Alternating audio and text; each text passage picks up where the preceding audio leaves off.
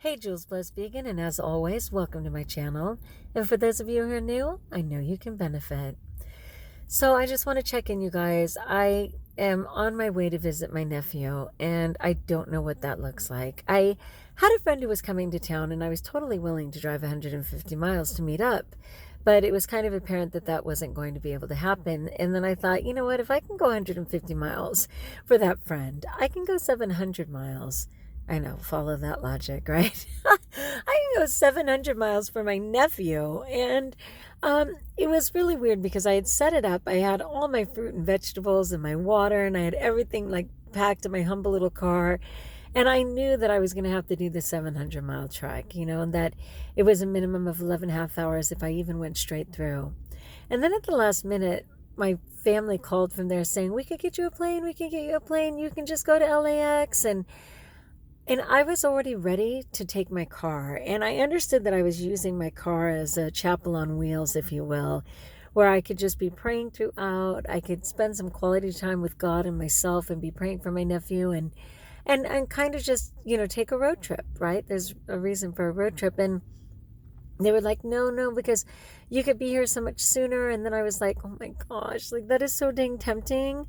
And you know, I was just processing all of that, but it just threw me for such a loop because I wish I had known that that was an option in the beginning when this idea even formed. So I went ahead and got my car, and I'm about 500 miles in. And I'm doing fine. I could never attempt this if I wasn't healthy and vegan and just in a good place in my body and in my mind, and I'm so grateful for that. And I just want to go, as I suggested, and just be love and light. They are so exhausted. I can't even imagine. I'm so sickened. It would be so absolutely terrible. My sister Cynthia feels so incredibly helpless, as any mother would. But it's such an interesting paradox because it's like, it's bad enough to find out your child OD'd.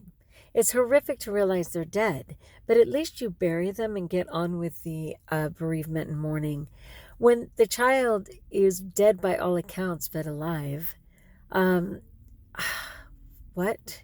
That is like so huge. It's so huge. And as I said in my other video, I did have grace for a moment to help Dale's mother come back. The doctor literally said, come say your goodbyes, you guys. She's not coming back. And they were doing everything they could to wake her. And then I came in and was like, Mom, what's up? Come on. I came all the way from California. Get up. And she absolutely came to. And they had 3 more weeks with her because she was already dying of cancer. But for Dean, I don't know if God will grant that twice. I absolutely want to be light for them. And I absolutely want my nephew to come back into his body. But it is very difficult. He was breathing on his own. They did go ahead and put in a tracheotomy to help with the breathing because it was minimal breathing. And I think it's the type of thing where if he forgets to breathe, it'll breathe for him. But it was horrific for my sister to watch and go through that. And she feels so helpless and she is just flipping out. And so I thought, yes, I'm there for Dean, but God is busy healing him. It'll only be a week tonight. Like tonight at 3 a.m. will be 1 week from when they found him and called 911. And I was really thinking, in a best case scenario for anybody who's addicted, there's been so many times, and forgive me, I'm kind of all over the place, but I think about when people want their teeth fixed all their life and they suddenly go in 1 day and they come out with beautiful teeth, right? They pull them all out, they put in the permanent dentures, and they come out with these beautiful teeth. And it's just like a miracle. Of course, it's what they all hope for. Well, any addict, often in the midst of all of the insanity, wish that they could just go to sleep and wake up clean, which they could never possibly do in their conscious mind. And in essence, that's happening to my nephew because he has been out for a week, and in that week he hasn't had any of those drugs, and they're all, being cleansed from his system. And so I imagine that his body is, trying to recover, that God is working with him. I mean, that is, of course, what I pray. It's the best case scenario, that God's working with him, that his body's being cleansed, and that when he wakes, we can give him some of the tools he needs to be successful, because otherwise his tendency, of course, to cope with life will be the same, right? Doing different to get different, of course. So prayers for my grace and getting in there and being present for everybody, but caring for myself at the same time. And so, like for me, I found a mass. Again, it's Northern California, and this particular area is very limited. And they literally only have one mass at 10:30 in the morning. And I'm like, how can I arrange the whole situation to where I can honor God first? Oh my goodness, how do I not give God his portion when I ask so much of him all the time? So to honor God first and then let everyone else know that I'm accountable to them. So that is my prayer, that I can do all those things. And I'm handled. I mean, the kitchen is still open, technically, so I'm still eating my stuff and just rejoicing to no end.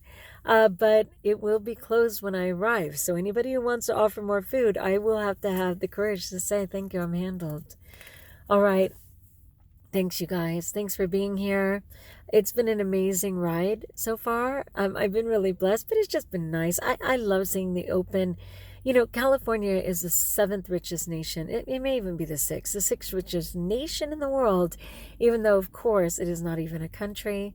It is only a state. And for agriculture, we provide something like 60% of all agriculture. So, you know, riding across the state, it's so beautiful to see so much live food. I know it's toxic and GMO, I know. But to just see the open bounty of God's country. And I'm grateful for that. All right, like if you like, join us if you haven't. Subscribe. Keep praying for me and know that I pray for you. And until we talk again, best of all, I know it got cut off yesterday and people were like, wait, she didn't say it. Trust that you're blessed.